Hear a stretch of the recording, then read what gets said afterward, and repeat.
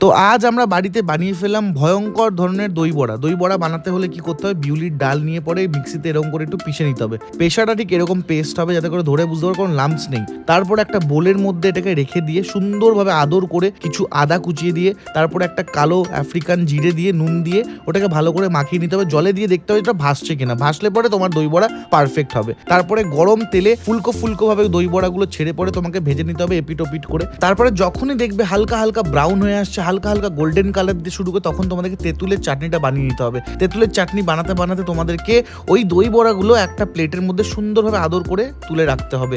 তুলে রাখার পরে নুন ভেজানো জলের মধ্যে ওগুলো চুবিয়ে রাখতে হবে।